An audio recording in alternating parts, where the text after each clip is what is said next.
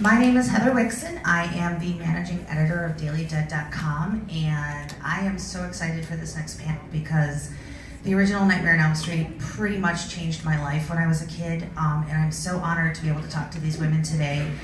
So without any further delays, let's go ahead and bring out Heather Langenkamp,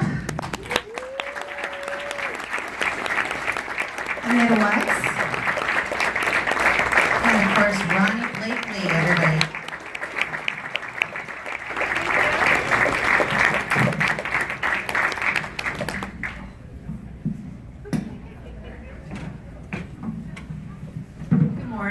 Good morning. This is church.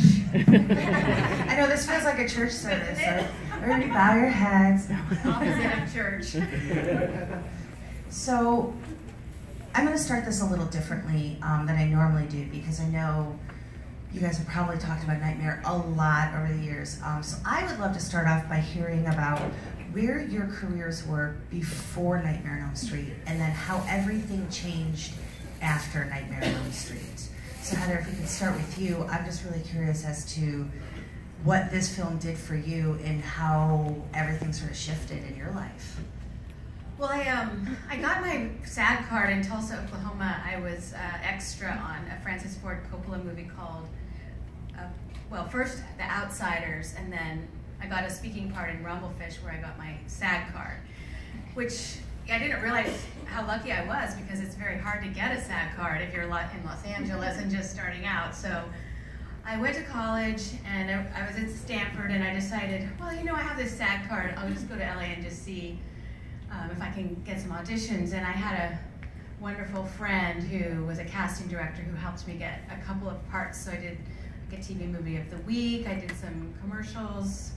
Tab commercial, I remember when Tab existed, and so I wasn't making a lot of money. I was able to barely kind of support myself with the help from my dad. He gave me a little bit of money, and I went down to LA just for auditions, and finally I got an independent feature that I thought to myself, well, maybe I have a future if I just kind of stick to it. So after that movie, I went back to school.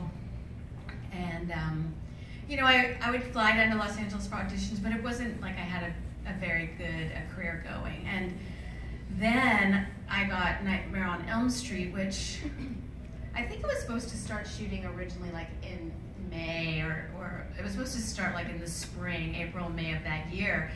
So I actually like left college and I'm waiting for the movie to start, and it actually doesn't start until June. And so we shot it over the summer, but I went immediately back to school, and then the movie came out, and you know, you're not going to believe this, but absolutely nothing happened. Nobody really ever saw this movie until VHS came out. I mean, it was good in the theaters. I mean, kids around America went and saw the film, but that was pretty much it. And you have to realize back then you couldn't just plug in a movie to watch it because you felt like it, and it didn't play on television. So once it was released, it was gone. And very few people, I would go on many, many auditions and people had not seen the film. And so, you know, I would put it on my reel so they would see a few scenes. But in general, I never met anybody who saw Nightmare on Elm Street for many, many years, like maybe 6 years after the movie was made. And then people would say, oh, I saw you in that movie. Why did you do a horror movie? And then I'd be like, well, you know, just paying the rent. And so the stigma to horror movies I thought was really strong. So, you know, it was on the bottom of my resume in very small writing for many years. And then I think, you know, Wes wrote Nightmare 3, and that movie was so successful that horror started kind of inching up in popularity. But still, I mean, I've never gotten a job because I was in Nightmare on Elm Street. I can even pretty much say that today. So, it was not, it wasn't the gravy train that I wish it had been, that's for sure. But nowadays, because everyone loves the movie so much, I get asked now to participate in people's movies because I'm Nancy. And so that's always flattering. But mainstream Hollywood didn't really pay attention like I thought they would. How about for you, Amanda? I started out in theater and I did these 2 plays that were sort of a harbinger of being finger of horror. I did The Innocents and The Bad Seed when I was 11 and 12 in a theater in Los Angeles, and the LA Times said that I was one of the most wicked children they'd ever seen. And so I was like, oh, there's something going here. And so I did that, and then as a teenager I did a bunch of commercials. I was like the California girl with long blonde hair, and did commercials, and then a few TV things, and then I did Fast Times at Ridgemont High, and then I got to read for Nightmare on Elm Street. So I'd had a few things, mostly commercials, and I'd done a couple TV pilots and episodics. I did do my first movie that I ever did, I was a teenager, it was called Force 5, and it was by Robert Klaus, who had directed Enter the Dragon. So I was super excited because my guilty pleasure are martial arts films. Just to get Heather knows, but how many people know that? That's I don't know that. It's my secret. Oh my God, I can tell you anything about a Jeff Speakman, Cynthia Rothrock, you name them, I've seen it. So I was super excited to do this movie as a teenager, and it was terrible, and it's thankfully died a quiet death. It's unfindable. It's unfindable. So, and then I went and read for Nightmare on Elm Street, and Wes had Heather and I read together and got cast, and it was really fun. But I was really only there. I wasn't there to do the whole filming, but it was amazing. Made lifelong friends, but pretty much the same thing that Heather said. As far as career-wise, nobody, casting directors and networks, because I was doing a lot of television at the time, they had never heard of it or seen it, and so it didn't really.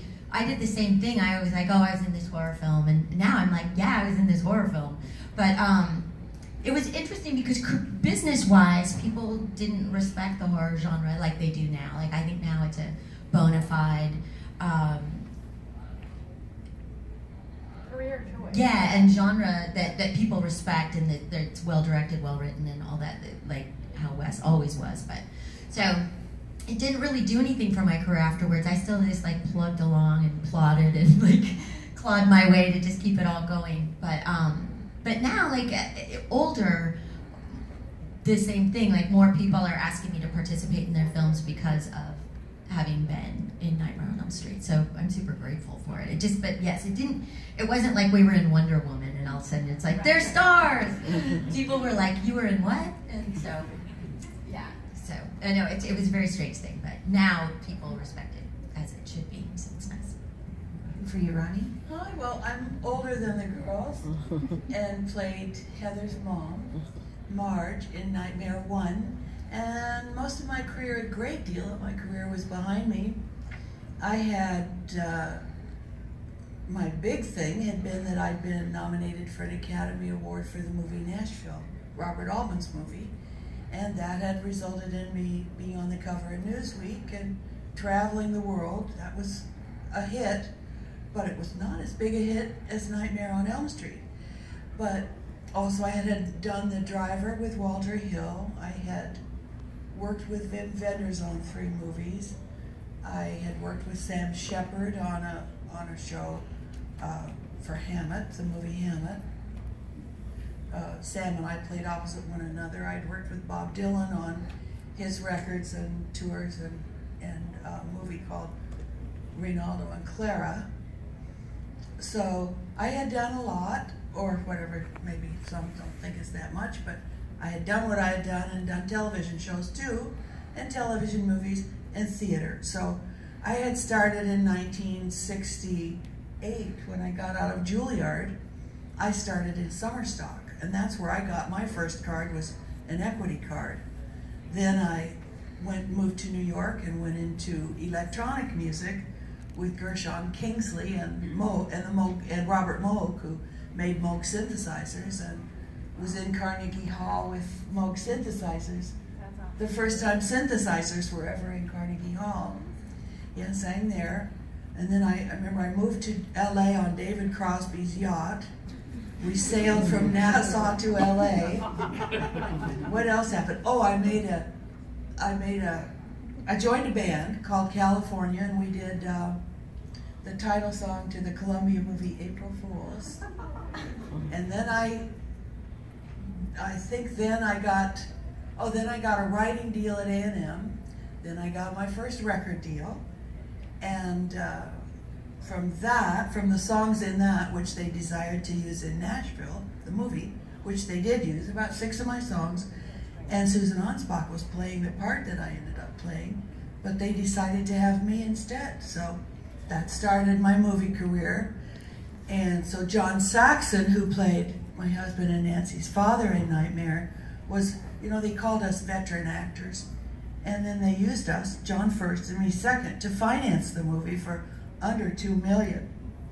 And they were always afraid somebody was going to pull the plug. Yeah, so sometimes... you guys would pull it out. Well, that would never have happened. At least not from me. I remember taking my mother to Palm Springs to show her the script because, this was a dicey kind of a shocking type of movie.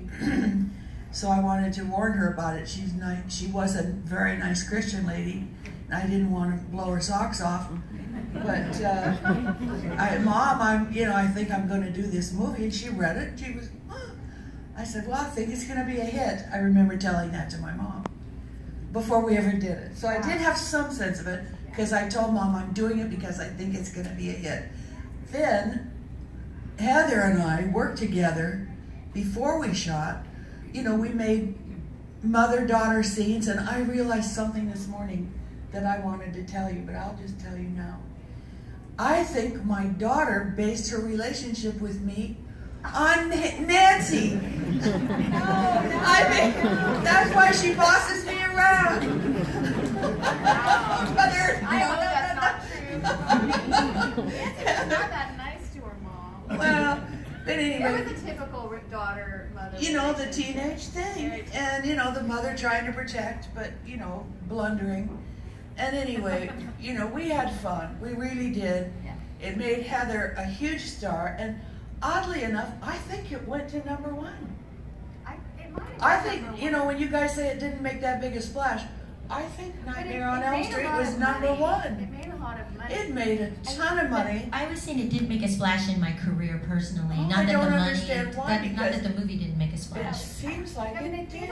I think that a lot of, my agents were biggest agents in town, William Morris and, the big agents.